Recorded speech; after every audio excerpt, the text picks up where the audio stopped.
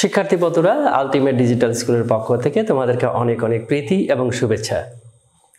আজকে আমি সেন্টেন্সের দ্বিতীয় part, how to make a sentence in easy way part 2 নিয়ে আলোচনা করব।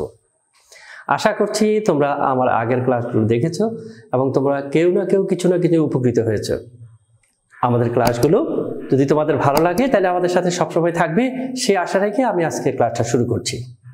বন্ধুরা, গত সপ্তাহে আলোচনা হয়েছিল কি করে সেন্টেন্স সহজ উপায়ে তৈরি করা যায়। আজকে আমি আরো 3টি সেন্টেন্স তোমাকে জানাবো কেমন করে খুব সহজেই সেন্টেন্সগুলো তৈরি করা যায়। আমি 3টা সেন্টেন্স লিখেছি এখানে। Number 1, I shall do it. Number 2, I shall do it, মাঝখানে একটা গ্যাপ দিয়ে লিখেছি, I come, you come. Number 3তে আছে আই শ্যাল ডু ইট,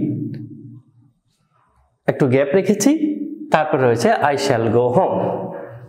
তোমরা দেখতে পাচ্ছ সেন্টেন্সের সামনের পার্টগুলো একই রকম এবং পিছনের পার্টে আরেকটু করে যোগ করে দেওয়া হয়েছে। আমার গত ক্লাসে তোমরা যারা দেখেছো তারা নিশ্চয়ই বুঝতে পারছো এই সেন্টেন্সটা কোন সেন্টেন্সের মধ্যে পড়ে। এই সেন্টেন্সটা পড়ে অ্যাসার্টিভ সেন্টেন্সের মধ্যে। কি করে? বাক্যের শুরুতেই ব্যক্তি, বস্তু, ইতর প্রাণী এবং শিশু কেউ না কেউ যদি থাকে, অর্থাৎ যদি সাবজেক্ট থাকে, তাহলে এটা অ্যাসার্টিভ সেন্টেন্স।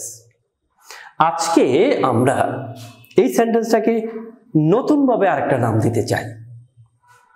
এই সেন্টেন্সটা হলো সিম্পল সেন্টেন্স। তাহলে নতুন করে আরেকটা সেন্টেন্স জানলাম, সেটা হচ্ছে সিম্পল সেন্টেন্স। সিম্পল সেন্টেন্সে কি থাকবে? একটা সাবজেক্ট থাকবে, একটা ভার্ব থাকবে আর একটা অবজেক্ট থাকবে। অর্থাৎ তোমরা গত ক্লাসের অ্যাসার্টিভ সেন্টেন্স যেগুলো তৈরি করেছো, সকল অ্যাসার্টিভ সেন্টেন্সগুলোই সিম্পল সেন্টেন্স।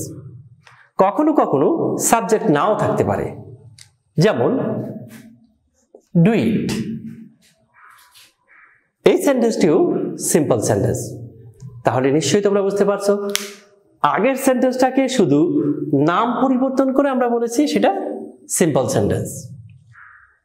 তারপর দেখতে পাচ্ছ বাক্যের দ্বিতীয় বাক্যের প্রথম অংশ, সেটাও কিন্তু সিম্পল সেন্টেন্স, কারণ সেখানে রয়েছে একটি সাবজেক্ট, ভার্ব এবং অবজেক্ট। এবং তারপরে খালি ঘরের পরের অংশে আরো একটি সিম্পল সেন্টেন্স। অর্থাৎ আমরা 2 নম্বরে দেখতে পাচ্ছি 2টি সিম্পল সেন্টেন্স একসাথে লেখা হয়েছে এবং মাঝখানে একটা খালি ঘর রয়েছে। তাহলে আমরা যদি এখানে ইফ যোগ করে দেই, I shall do it if you come, যদি ইফ যোগ করে দেই তাহলে এই দুটো সিম্পল সেন্টেন্স মিলে নতুন আরেকটি সেন্টেন্স হয়ে যায়, সেটা হচ্ছে কমপ্লেক্স সেন্টেন্স।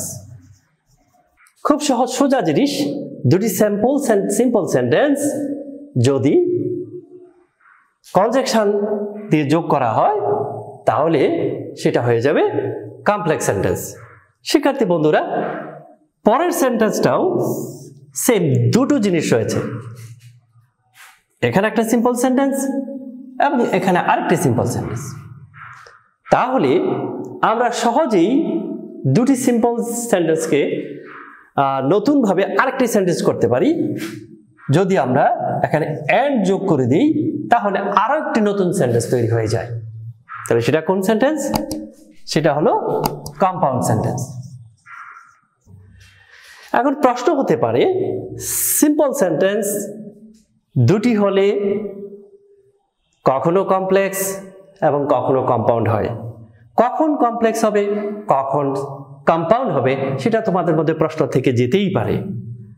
বন্ধুরা, একটা জিনিস লক্ষ্য করো, কম্পাউন্ড সেন্টেন্স আমি এন্ড যোগ করেছি, এটার সাথে যদি আমি বাট অর ইয়েট যোগ করি,